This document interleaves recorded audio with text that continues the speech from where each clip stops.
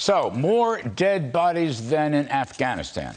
That's how the southern border is being described. Right now, we bring in Senator Joni Ernst, who was just down there and joins me. Senator Ernst, it's great to see you. Thanks, Larry. I know somebody else said it, but you also said it. And I just want to make sure people understand. You yourself served in Iraq in 2003 and 2004. God bless you, ma'am, for that. But it's that bad down there. Is that what you're saying? Replace the Taliban with the cartel. They're basically the same type of organization and so forth and so on. Worst thing you've ever seen? Yes, it is. And we had a landowners' rights meeting. And what we heard from those landowners, and one in particular who did serve as a Marine at the end of Afghanistan, and he had felt the same way. And he said, I feel like I'm serving in a war zone again. He said, just replace the Taliban with the cartel and you have southern Texas. So he described a situation where they are finding bodies on their land. The Brooks County Sheriff also stated that they have found more than 120 bodies just in the course of the past year. It is crazy what we see going on, Larry, and it's all due to the Biden administration's policies when it comes to border and border crossings. You know, I'm reading through this Washington Times article by Steve Dinan that he interviewed you. It's a heck of a story, by the way. Folks should read this thing. But you've got over 200,000 coming across the border there in June, 207,000, still up about 10%. 1.7 million so far in FY 2020. Here's one that I picked up, though, Senator. 56 people were on the terrorist list who have been picked up. And that number is growing by leaps and bounds. And that's really something. Yes, it is. So we know that over 50 people that are on the terrorist watch list have been apprehended. We don't know how many have gotten over the border that maybe are on that watch list, but we weren't able to apprehend. They also stated that countries, representation coming across the border, over 151 countries. So we're not just talking about people coming from Mexico or Honduras. People are coming from all around the globe because they know this is the easy ticket into the United States. You pay the cartel anywhere from $8,000 to $70,000 per person, and you can get across the border. And they know that these policies are very receptive of people breaking the law. They will be given a notice to appear and sent on their merry way into the interior of the United States. It's bad policy. We need to stop it. And in addition, 207,000 migrants were caught in June. 92,000 were sent back to Mexico under Title 42, the pandemic health emergency. But that's going to end, or where does that stand, or what's the battle on that? You were kind of leading the charge or helping to lead the charge to maintain that. What can you tell us, Senator?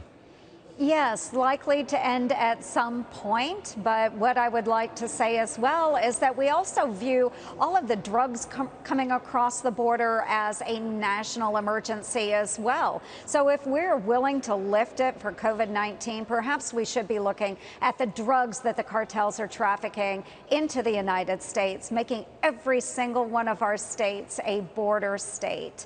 So this is not just an issue that the poor folks down in Arizona and Texas are facing. This is a nationwide issue. This is a humanitarian crisis and something that could be prevented if only this administration would step up and do it. Well, that's the thing. So the Bidens keep saying, you know, various Bidens, Mayorkas and so forth, that they control the border.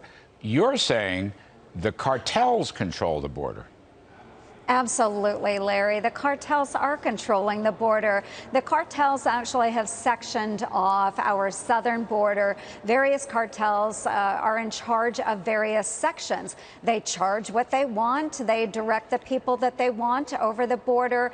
They will traffic those that they want. Now, they are charging those individuals, as I said, anywhere from $8,000 to $72,000 per person, but they will also require payment. And if you can't meet full payment to the cartel, how do you think some of those individuals are required to pay it back?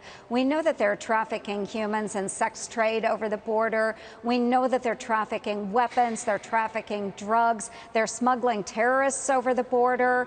When is this administration going to get serious about protecting our own nation? We just saw appalling situations down there, Larry, and I wish more Democrats would actually go visit the border, hear from the Border Patrol agents that are doing an exceptional job in a really difficult time, and actually want to do something about it. I don't know. It'd be nice if the president and the vice president went down to the border. Yes. You know, that wouldn't be a bad thing either. One other one. Well, I've got two quickies for you, Senator. Sure. One of them is people are starting to come over the northern border, the Canadian border, in larger and larger numbers. That, according to your interview with the Washington Times. Now, that's kind of, I don't know if it's brand new information, but I'm not sure the public knows that.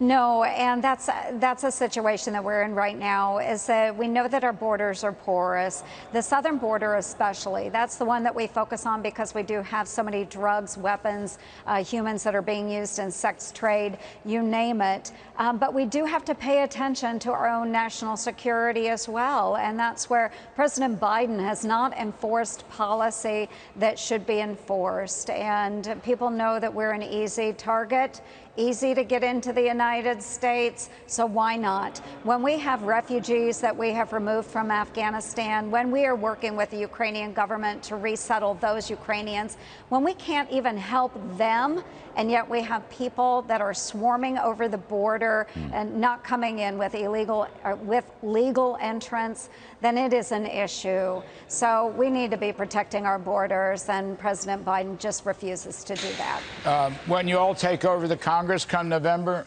what's the best plan to start resealing the border as it was during the Trump years? Yes, and again, this is something that President Trump did that was extraordinary, where he did engage with Mexico and planned on the Remain in Mexico policy. He was working on the border barrier, the border wall, putting in place security measures. He was working with border protection, but we simply don't see that from President Biden. I know even if we could pass laws, President Biden would likely veto them. Yeah. Well, Senator Joni Ernst, we thank you for your time. Hope you'll come back soon. Appreciate it. You betcha. All right.